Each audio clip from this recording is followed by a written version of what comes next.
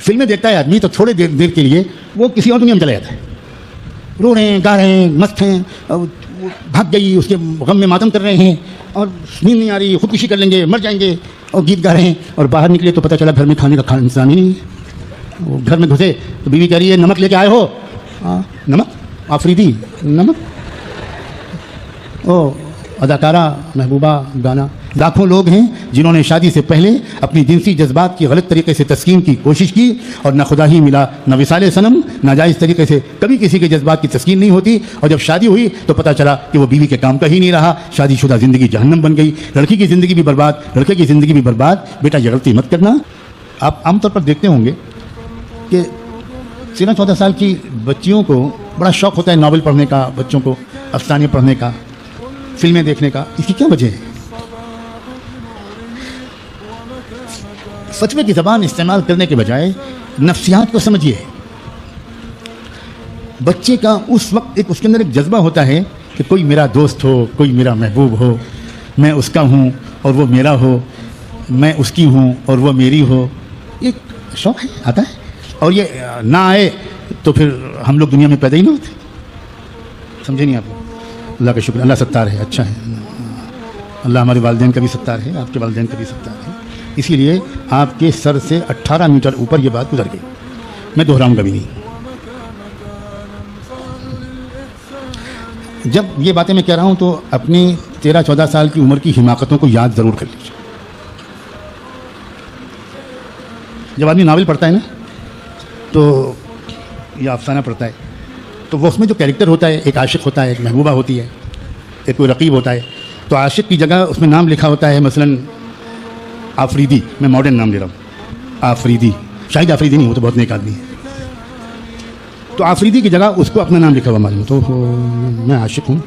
اور محبوبہ کا نام لکھا ہوتا ہے زینب. اب وہ زینب کی جگہ پر اس کو اور کوئی, وہ اپنی کہانی پڑھ رہا ہوتا ہے, وہ دوسرے کی کہانی نہیں پڑھتا. اسے مل تو کچھ رہا نہیں ہے تو دوسرے کی کہانی پڑھ کے وہ تسکین دینا چاہتا ہے. نفسیاتی چیزیں ہیں,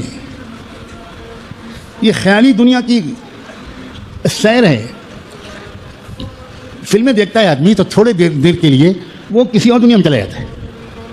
رو رہے ہیں, گا رہے ہیں, مست ہیں, بھاگ گئی, اس کے غم میں ماتم کر رہے ہیں, اور نیند نہیں آ رہی, خودکشی کر لیں گے, مر جائیں گے, اور گیت گا رہے ہیں. اور باہر نکلے تو پتہ چلا گھر میں کھانے کا انتظام ہی نہیں ہے. گھر میں گھسے تو بیوی کہہ رہی ہے نمک لے کے آئے ہو؟ نمک آفریدی نمک. او اداکارہ محبوبہ گانا.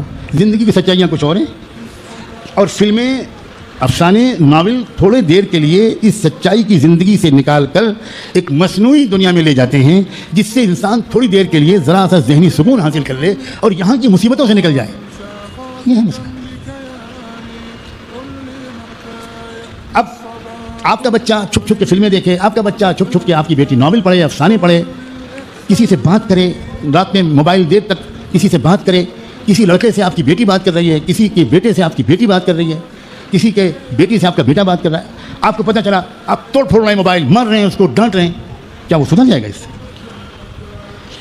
اصل سبب اس کا یہ ہے کہ وہ جو عمر ہے, اس عمر کے صحیح سنبھال کر گزر جانے والی غذا, ذہنی غذا, فکری غذا, انٹلیکچوئل ڈائٹ ماں باپ نے اس کو نہیں دی. ورنہ میں قسم کھا کے کہنے کو تیار ہوں, اسی 13-14 سال کی عمر میں وہ بچہ جب رات میں بستر پر لیٹے گا, کسی لڑکی کو نہیں یاد کرے گا, کسی دوست کو نہیں یاد کرے گا. وہ تصور میں مدینے کے دربار میں حاضر ہوگا, محمد مصطفیٰ کے حسین چہرے کو دیکھ رہا ہوگا, مجلس نبوت میں بیٹھا ہوگا, ابو ہریرہ کے درس حدیث میں شامل ہوگا.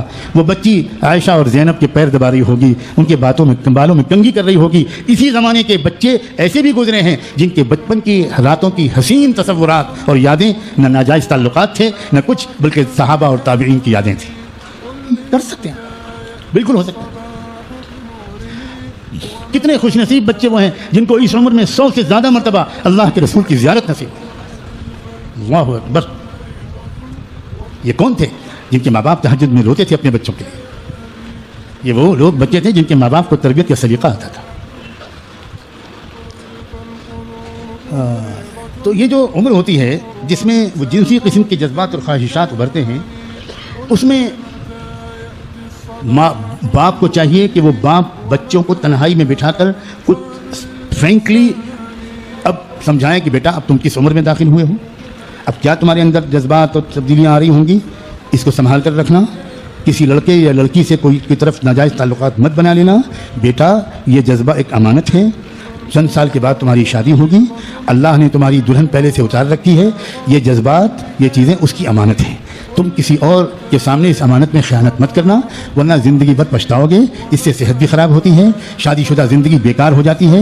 لاکھوں لوگ ہیں جنہوں نے شادی سے پہلے اپنی جنسی جذبات کی غلط طریقے سے تسکین کی کوشش کی, اور نہ خدا ہی ملا نہ وصال صنم. ناجائز طریقے سے کبھی کسی کے جذبات کی تسکین نہیں ہوتی, اور جب شادی ہوئی تو پتہ چلا کہ وہ بیوی کے کام کا ہی نہیں رہا. شادی شدہ زندگی جہنم بن گئی, لڑکی کی زندگی بھی برباد, لڑکے کی زندگی بھی برباد. بیٹا یہ غلطی مت کرنا. تم کو میں کتابیں دیتا ہوں, میں تم کو کسی ایسے بزرگ کے پاس لے چلوں گا جو تم کو اس بارے میں سمجھائیں گے. میں تم کو اندھیرے میں نہیں رکھنا چاہتا. کون باپ ہے آج جو اپنے بیٹے سے اس طرح کی باتیں کرتا ہے؟